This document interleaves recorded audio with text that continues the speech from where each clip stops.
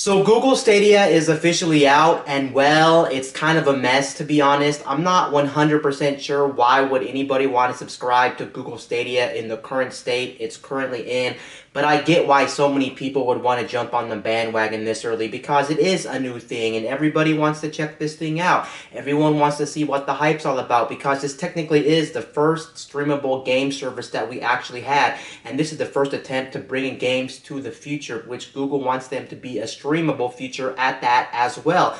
First off, if you look at Google Stadia itself, it already has a couple of different problems right out the gate, and we kind of already discussed this prior to the Google Stadia launch. Like, for instance, Google Stadia is a streaming service, and since Google Stadia is a streaming service, that does mean, of course, you are going to have to use a lot of bandwidth on your internet connection, and that means if you do have some type of data cap and things like that, you're going to be chewing through data extremely fast, and you may have overages to pay, or you may get throttled, or whatever the case may be, and that's not good, especially if this is going to be the only way you're going to game, or if you're going to be gaming a lot on a daily basis. And this is pretty much not that practical unless you have like an unlimited data plan, or you have a very high data plan, because this thing, like I said, will just eat through data. So that's one problem you already encountered with Google Stadia. Of course, on top of having a lot of data that you are going to be using to stream all these games to play them, you are going to actually have to worry about your internet connection, whether it's crapping out, whether it's disconnecting, whether it becomes slow and things like that. So that pretty much means you at sometimes you may not even be able to play the game,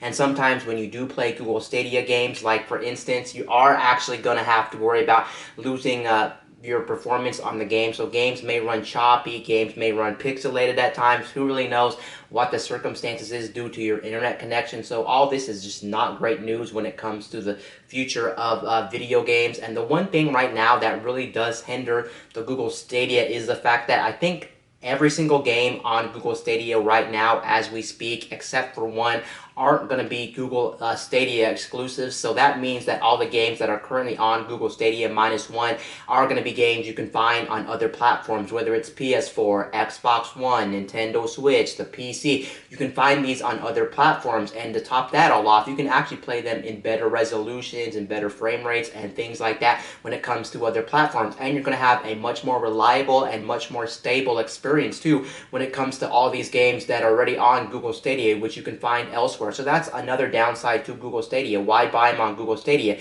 when you know your experience is not going to be as good as playing it on a PS4, Xbox One, or a PC when it comes to these third-party games? But it is what it is when it comes to Google Stadia. But one of the biggest things is Google lied about so many features coming to Google Stadia that aren't even currently on Google Stadia at launch. And one of the biggest things that Google actually lied about was the fact that not every game as we speak right now is going to be playable in 4K resolutions, and they did promise prior to the Google Stadia launch that every game at launch was going to be playable in 4K resolutions. And lo and behold, what happens when Google Stadia actually launches? Not every game is playable in 4K at all. Some games are playable in like 2K resolutions, some games are playable in 4K resolutions, some games are only playable in 1080p resolutions, and the games that play higher than 1080p resolutions don't play in like 60 frames per second. Some games only play in 30 frames per second. Some games have mixed frame rate. Overall, basically what you're getting with Google Stadia is a very mixed bag, and that's absolutely ridiculous, because you may remember this when Google came on stage and talked a lot about Google Stadia. They did say Google Stadia had much more power than the PS4 Pro and the Xbox One X combined, and those things already play games close to 4K resolutions, and in some cases like the Xbox One X, it already plays games at 4K resolution. So that's actually ridiculous why they would even say that we promise all these games are going to be in 4K resolutions at launch, when indeed not every single game plays at 4K. And a lot of this is actually true, because if you look around the internet, people are already talking about the resolution problems, the frame rate problems, and things like that, and how Google practically lied to their customers about games being in 4K. The best thing to do is go on the internet and look around on the internet, and you will find sites like Digital Foundry. Digital Foundry has already proved that a lot of games don't play in 4K. Like, for instance, Red Dead Redemption is just one game that does not play in 4K resolutions. It actually only plays at 2K resolutions, and the frame rate is kind of a mixed bag on that game, and then other games are a mixed bag. So it's kind of a disappointment how they would say that this Google Stadia service has more power than the PS4 Pro and the Xbox One X combined, and even then we're not getting every game in 4K resolution. So that's technically a slap on the face in Google's case, because that's not good to the consumer, and that's very disappointing when we already have other ways to play these games in 4K, like on these mid-generation consoles like the PS4 Pro and the Xbox One X. And then on top of that, of course, you can already play a lot of these games on your PC with a high-end PC in 4K resolutions, whether it's 30 frames per second and 60 frames per second in some cases. And the thing that really does suck about a lot of these games not being in 4K resolutions right out the gate is the fact that a lot of these games are a little bit more older. Like, for instance, Destiny 2. Destiny 2 is a game that came out a long time ago. I think it came out like 2 years ago, and that game can be easily ran in 4K. I'm not quite sure about 60 frames per second, but it can easily be run at 4K resolutions with the technology that we have on high-end PCs. So that's actually no excuse on Google's part to not allow you to play that game in 4K resolutions on Google Stadia. And then to top off everything I just mentioned, it looks like we're also having some problems with the Chromecast. It looks like the only way to play some games right now in 4K resolutions is with the Chromecast Ultra. And the problem is with the Chromecast Ultra, it wasn't actually made for gaming. It was actually made to play a lot of movies and TV shows being streamed on the Chromecast Ultra. That was its original intent, and that's what it was originally designed for. But for some reason, Google is like, no, we can use this device, which is made for movies and TV, and we can actually allow people to stream Google Stadia on it. And like I said, as of right now, whether you're playing on your PC or a laptop or whatever the case may be, and you want to play in 4K resolutions, you have to use the Google Stadia, you have to use the Google Chromecast Ultra to play games in 4K HDR resolution, which is kind of disappointing actually, because you would think a service like this would come out and you can play everything with 4K resolutions that do support it, of course, on different devices, because the whole thing with the Google Stadia service was the fact that you can take your game on the go wherever you are. You can switch devices seamlessly and things like that. That was the main principle behind Google Stadia as well, to switch from device to device without having any problems, just switching seamlessly and things like that. But to find out that only certain games in 4K HDR are only compatible with the Chromecast Ultra is kind of disappointing. So when you move over to your PC, you're pretty much just out of luck. But the real killer here is a lot of people have actually been reporting that on the Chromecast Ultra, if you play games for a long period of time, you can actually have overheating issues. Basically, what happens is after you play a game for quite some time on the Chromecast Ultra, it'll pretty much just shut itself down because it doesn't have a lot of heating in it, or it doesn't have a way to dissipate the heat, and that's actually not good. So now you're seeing reports of people complaining about how their Chromecast Ultra is actually overheating, shutting down, and things like that. Then again, I'm not really surprised about this because, like I said,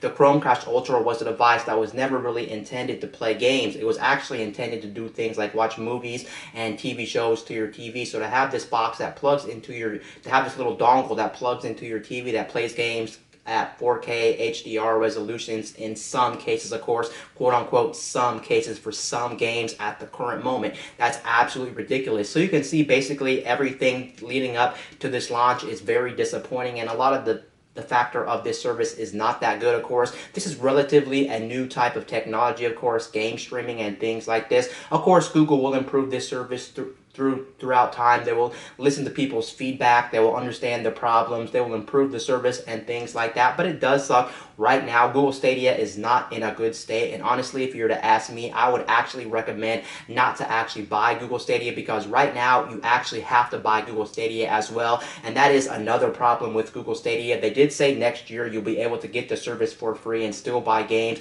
It does suck. You do have to pay, I think, a $9.99 membership to Google Stadia right now. And then on top of that, you still have to buy your games like a regular console. So that kind of gets expensive as well for Google Stadia. So right now, it just, for me, honestly, it doesn't make sense to get Google Stadia. I would honestly wait until Google Stadia flushes out some of their problems, makes more games in 4K HDR resolution, finds a better way to stream the game instead of the Chromecast Ultra, which some users are complaining that they're having overheating issues, their Chromecast Ultras are randomly shutting off and things like this. But honestly, I do believe I know why Google actually decided to release Google Stadia in the current state it's in. I think Google actually wanted to be one of the first services out there to actually jump on the bandwagon when it comes to streaming services for games, because like I said, this is a relatively new type of technology, and since this is a relatively new type of technology, there's really no one else on the market that's really jumped on the bandwagon when it comes to game streaming, and they wanted to be the first one out the gate so that they can get a reputation already built, whether it's a good reputation or whether it's a bad reputation,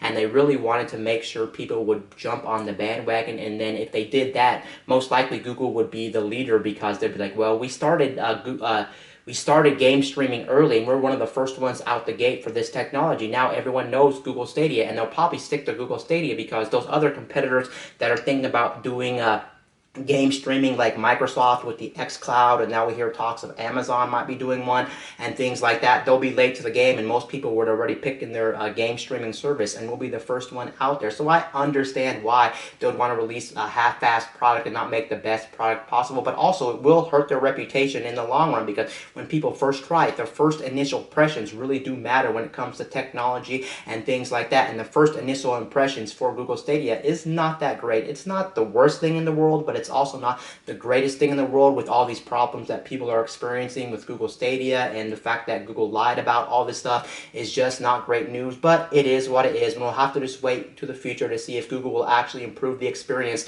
when it comes to Google Stadia. Anyway, guys, this is Wayne from My Tech News, signing out.